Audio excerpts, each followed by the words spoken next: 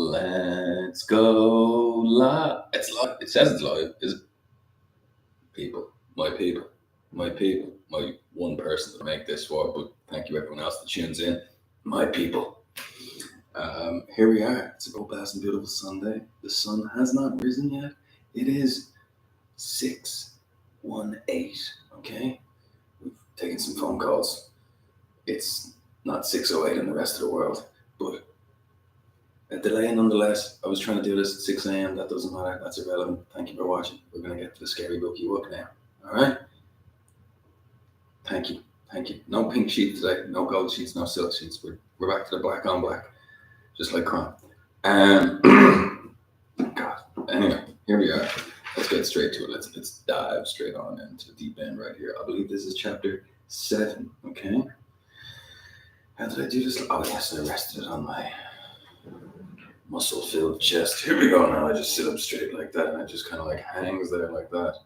Oh, excuse me. I know that doesn't sound good when it falls like that. Do you love my new frames? Comment below. Let me know. I'm clearly very insecure about my appearance, so yeah, I need constant reassurance. I am also being sardonic and sarcastic there. All right, that's not the case. They're bold compared to the slim gold frames I had before. These black ones are certainly bold, but that's irrelevant. Let us get to the reading. This is the highlight of my week. So here we go. But all this, the mysterious, far-reaching hairline trail, the absence of sun from the sky, the tremendous cold, and the strangeness and weirdness of it all, made no impression on the man. It was not because he was long used to it. He was a newcomer in the land, a Chikoana, and this was his first winter. The trouble with him was that he was without imagination. Jack London to build a fire. Not nice. Right. Here we are. Holloway Roberts arrives carrying a rifle. In fact, the very first shot we see of him, he emerges from a truck holding a Weatherbury 300 Magnum. Even without weapons, though, Holloway would still be an intimidating man. He is broad and powerful, with a thick beard and deeply creased brows.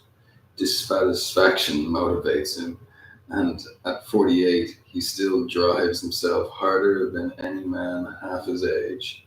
Consequently, when he steeps onto Nina Davison's front lawn, arms folded, eyes scrutinizing the house, bees flying near his boots, he looks less like a guest and more like some conquistador landing on new shores, preparing for war. Born in Menominee, Wisconsin, Holloway drives. Roberts has made a career as a professional hunter and explorer, a travel writer. Aramis Garcia P. commented, "He is confident, he leads well, and possesses a remarkable amount of brass all courage." Over the past, some have resented his strength and drive, but most agree the sense of security one feels in his presence, especially in life-threatening situations, makes tolerating the irritating side of character well worth it. Shit, sounds like me. When Davison told Reston how Karen had explicitly asked him not to explore the Holloway, and presumably Davison described the discoveries he made during exploration A, the first person Reston called was Holloway. Reston had met Holloway 4 years earlier in a synonym at a symposium, thank you very much, on Arctic gear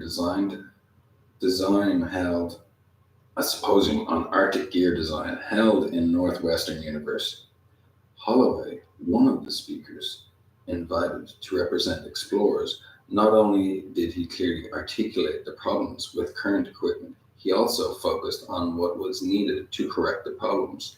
Though a fairly humorless speech, its conciseness impressed many people there, especially Reston, who bought the man a drink. A sort of friendship soon developed. I always thought he was I always thought he was rock solid, Reston said much later in the Reston interview. Just look at his CV. Never for a moment did I suspect he was capable of that.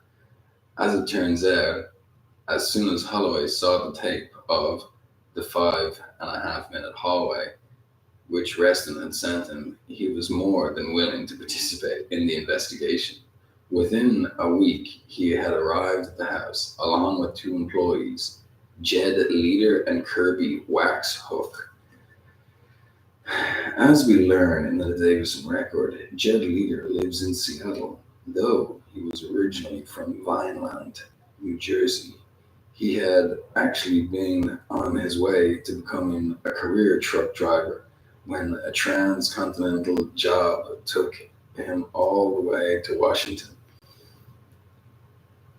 It was there that he discovered the great outdoors was not just some myth conjured up in a magazine. He was 27 when he first saw the Cascades. One look, one look was all he needed. Love at first, love at first sight. Love at first sight. He quit his job on the spot and started selling camping gear. 6 years later, he is still a long way from Vineland. And as we can see for ourselves, his passion for the Pacific Northwest and the great outdoors only seems to have grown more intense. Consummately shy, almost to the point of frailty, Jed possesses an uncanny sense of direction and remarkable endurance. Even Holloway concedes that Jed would probably outdistance him in a packless climb. When he is not trekking, Jed loves drinking coffee, watching the tide turn, and listening to Leah Lovett with his fiancée. She's from Texas. He tells us very softly, I think that's where we're going to get married. Waxhook could not be more different. At 26, he is the youngest member of the Holloway team. Born in Aspen, Colorado, he grew up on mountain faces and cave shafts. Before he could walk, he knew where to drive Pitten. I don't know what a Pitten is. I don't know if I should be admitting that as a full-grown man, but a Pitten? I don't understand what that thing is. And now I've lost my place. Oh, my Lord, Nicholas, what have you done? Excuse me, I apologize. How offensive. How rude. How reckless. You blonde bimbo.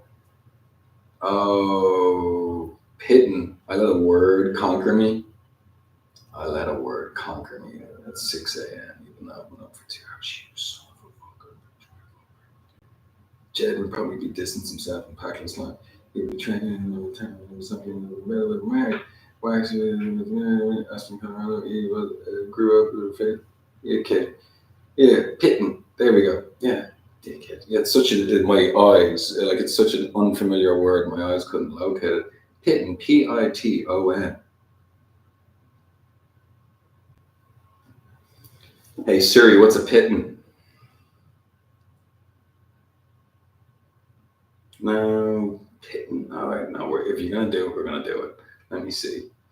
Piton, Piton. Piton. Definition, here we go. See, other people have clearly had issues with the dictionary. A peg or spike driven into a rock or a crack. to support. Okay. So it's a specialized tool for rock climbing. Lovely. See, hey, if anything, this is an educational channel. Okay, and we just learned that together. So God bless you. All right, that's what I say.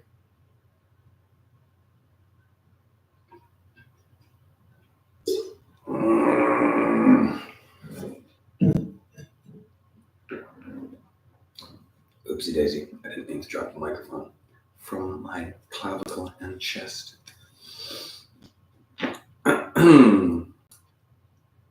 Okay, Pitten. And before he could talk, he had a whole vocabulary of knots under his fingers. If there is such a thing as a climbing prodigy, Wax is it. By the time he dropped out of high school, he had climbed more peaks than most climbers have climbed in a lifetime. In one climb, he tells us how he plans to eventually make a solo ascent of Everest's north face. And I'll tell you this, more than a few people are betting I'll do it. When Wax was 23, Holloway hired him as a guide for the next 3 years. Wax helped Holloway and Jed lead teams up Mount McKinley, down into Ellison Cave in Georgia, or across some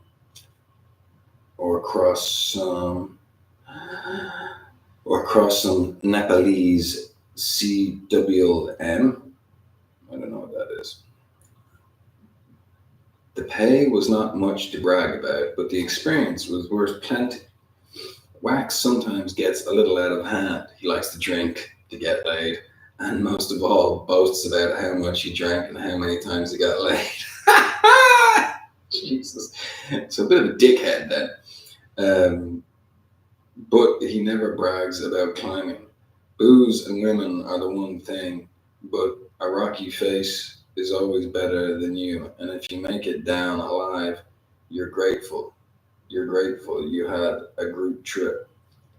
This, though, has to be the weirdest. Wax later tells Davison, right before making his last foray down the hallway, it was so much fun. Oh, we were fucking killing the game. When Holloway asked me,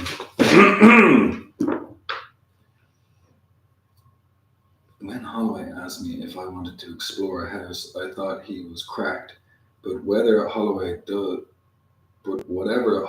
does is interesting to me. So sure, I went for it. And sure enough, this is the weirdest. On the day Holloway and his team arrived at Ash Tree Lane, Davison and Tom are there to greet them at the door. Karen says a brief hello and leaves to pick up the children from school.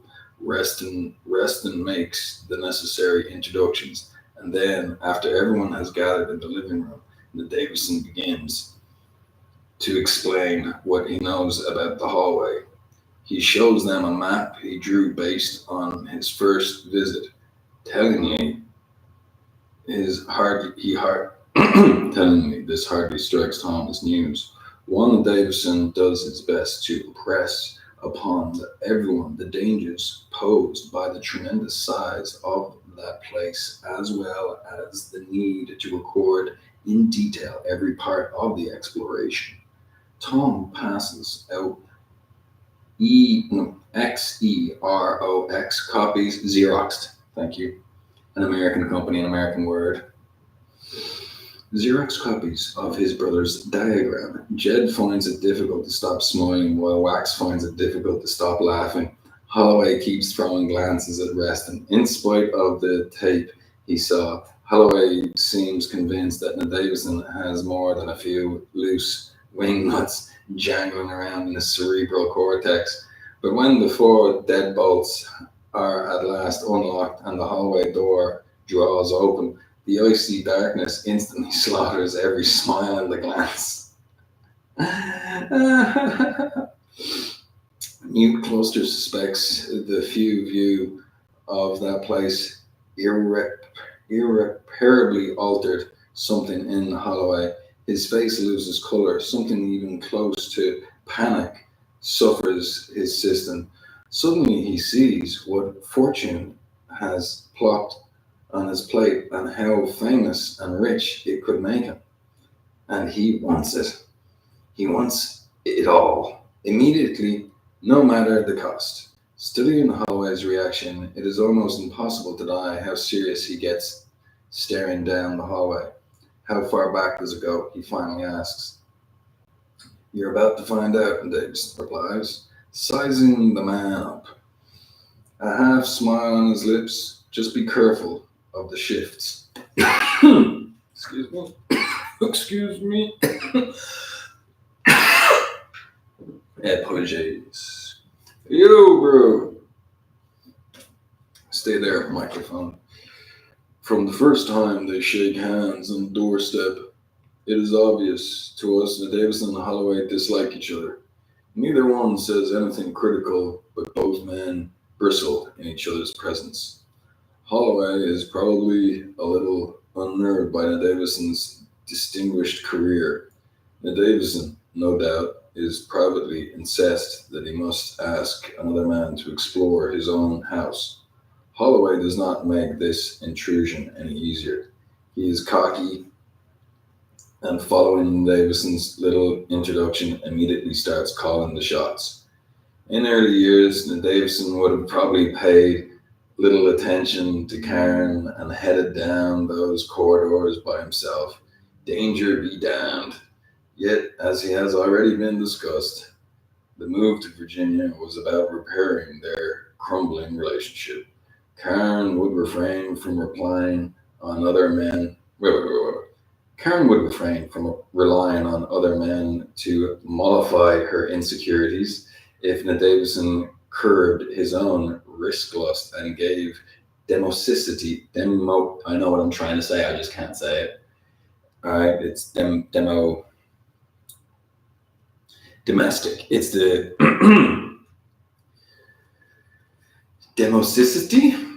domesticity, a real shot. After all, as Karen later intimated, later intimated,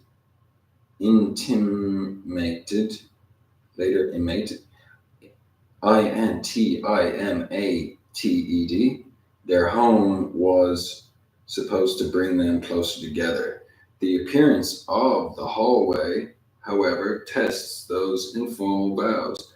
Davison finds himself constantly itching to leave his family for that place, just as Karen discovers old parents surfacing in herself.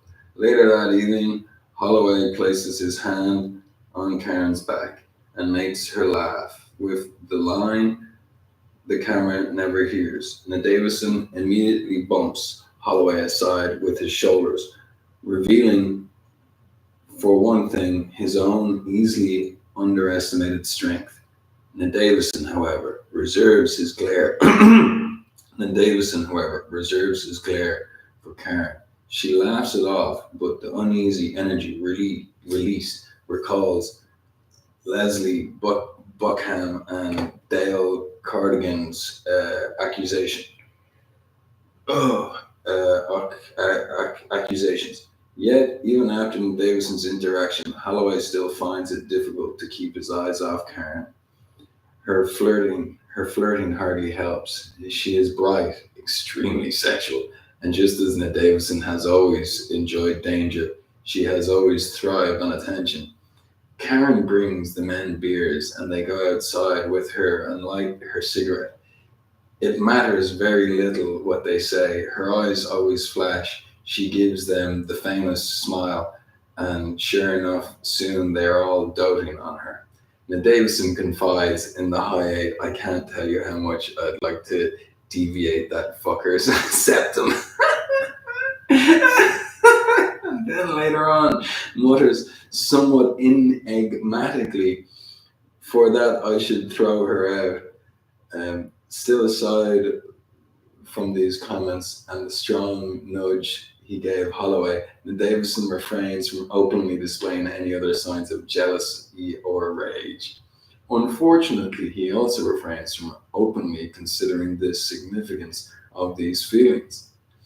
The closest he comes appears in a high eight journal entry, spliced in following his encounter with Holloway. On camera, Davison treats what he refers to as his rotten feet As we clearly see, the tops are puffy and in some places as red as clay. Furthermore, all his toenails are horribly cracked, disfigured, and yellow, perpetuated. Now, Davison informs us by a nasty fun guns to the side worth of doctors finally ended up calling stress. Sitting by himself on the edge of the tub, blood stained socks draped over the edge, he carefully spreads the silky ointment ointment around, and he glibly calls his light fantastic toe. It is one of the more naked moments in the Davison, and eventually, considering its placement in the sequence seems to reveal in a non-verbal way some of the anxiety Karen's flirtation with Holloway has provoked in him, all of which becomes pretty irrelevant as Holloway soon spends most of his hours leading his team down that likeness hallway. Frequently, treatment of the first three explorations has concentrated on the physical aspects of the house. Florence Geller, however, has shown in her compelling book, The Fraying of American Family, New York, Arcade Punishment 95, no longer in print. Now these invasions begin to strip the Davison of any existing cohesion. It is an interesting examination of the complex variables implicit in any incursion. Intrusion. I'm sorry, not incursion. Unfortunately, understanding Calax's work is not all that easy, as she makes her case using a peculiar idiom to reader will find readily comprehensible. E.g., she never refers to Holloway as anything but the stranger. Jed and Wax appears only instruments, and the house is encoded as the patient. No doubt, inspired by Calaxi, a small group of other writers, including the poet Elif or Hoforaim, have continued to mull over the dynamics brought on by Holloway's arrival, without focusing too closely on the fine praline of detail presented in these pieces, a book in itself. It is worthwhile, however, briefly to track the narrative events of the three explorations and recite some degree how they affect the Davison. For exploration 1, Holloway, Jed, and Wax enter the hallway equipped with high eights, down parkas, hats, Gore-Tex gloves, powerful halogen lamps, extra batteries, and a radio to keep in contact with Davison, Tom, and Reston. The Davison tries one end of some fishing line to the hallway door and then hands the spoil to Holloway. There's almost 2 miles of line here, he tells me. Don't let go of it. Karen says nothing when she hears the Davison make this comment, though she does get up and abruptly go out to the backyard and smoke a cigarette. It is particularly eerie to watch Holloway and his team disappear down the long hallway, while just outside, Karen paces back and forth in the light of September day. Obvious of the space she repeatedly crosses, though, for whatever Reston cannot penetrate. An hour later, Holloway led and Jed and Wax return. When their high tapes are replayed in the living room, we watch along with everyone else how a series of lefts eventually lead them to an apparently candleless corridor, which, again, to the left, offers entrance into a huge space where the Davison almost got lost. Though Holloway's ability to shoot this trip hardly compares to the expertise evident in the Davison's Exploration A, it is still thrilling to follow the trio as they investigate the darkness. as they quickly discovered the void above them in not infinite. Their flashlights, much more powerful than illuminate the Davisons, illuminate a ceiling at least 200 feet high. A little later, at least 1,500 feet away, they discover an opposing wall. What no one is prepared for, however, is the even larger entrance waiting for them, opening into an even greater void. Two things keep them from proceeding further. One, Holloway runs out of fishing line. In fact, he briefly considers setting the spool down when, two, he hears the growl that Davison had warned about. A little rattled by the sound, Holloway decides to turn back in order to better consider their next move. As Ned Davison foretold, they soon see for themselves how all the walls have shifted, though not as severely as they had for Davison. Fortunately, the changes have not severed the fishing line, and the three men find their way back to the living room with relative ease.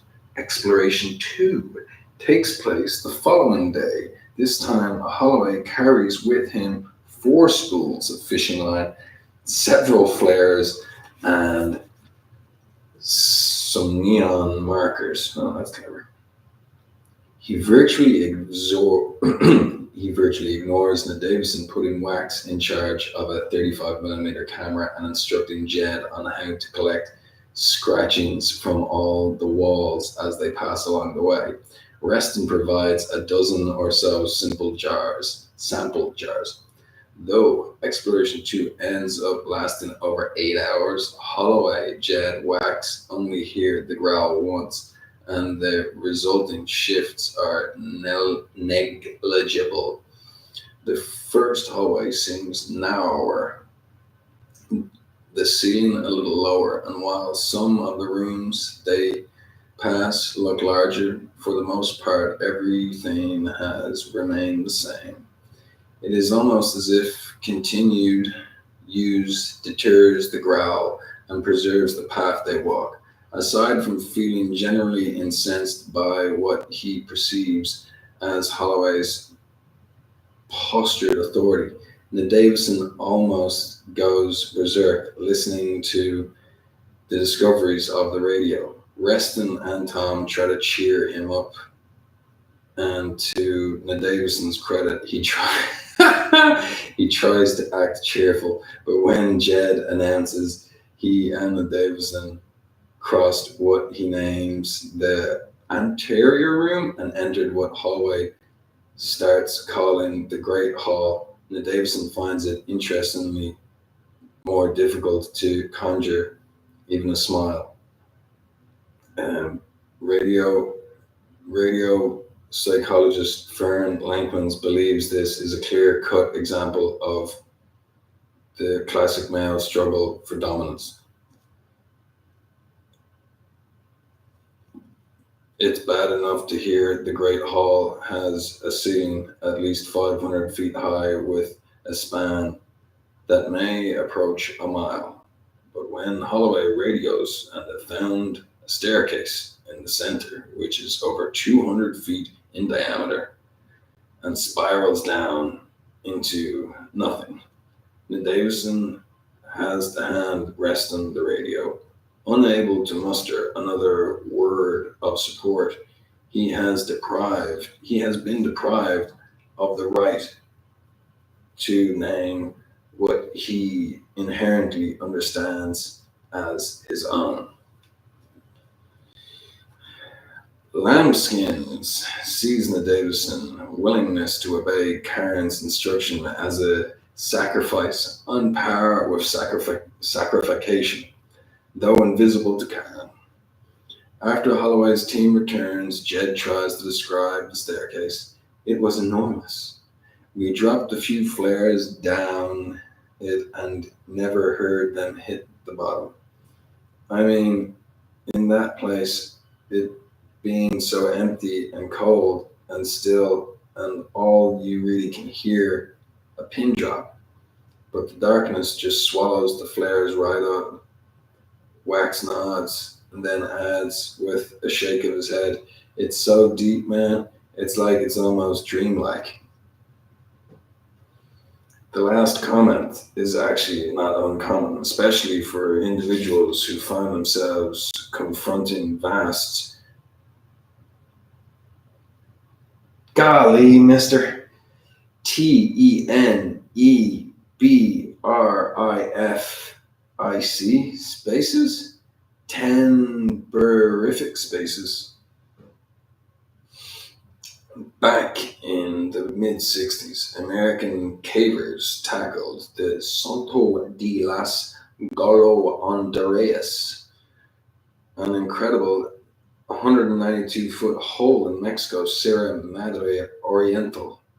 They used rope, grappled racks, and mechanical ascenders to make the descent. Later on, one of the cavers described his experience. Oh, here we go. "I was suspended in a giant dome with thousands of birds circling in small groups near the vague black cloth of the far walls, moving slowly down the rope. I had a feeling that I was descending into an illusion and would soon become part of it as the distance became unrelatable and entirely unreal."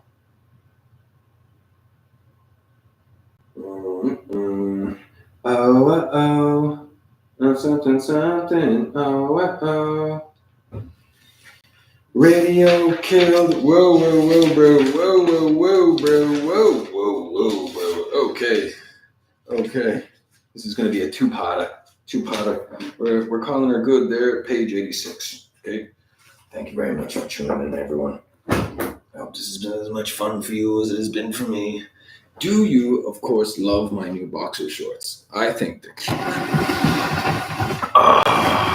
That's my voyeur camera. Anyway, I like them. I like them a lot. Here we go. I'm going to go out and work out in a minute. Isn't that nice? Here we go.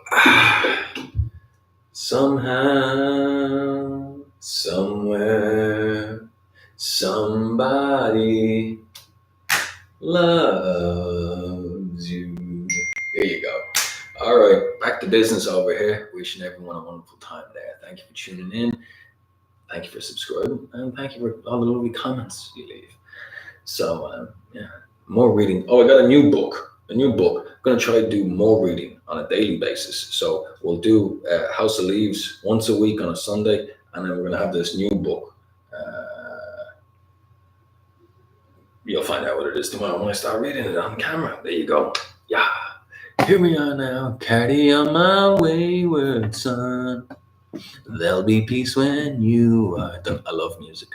Enjoy music. God bless. Get outside. Smile.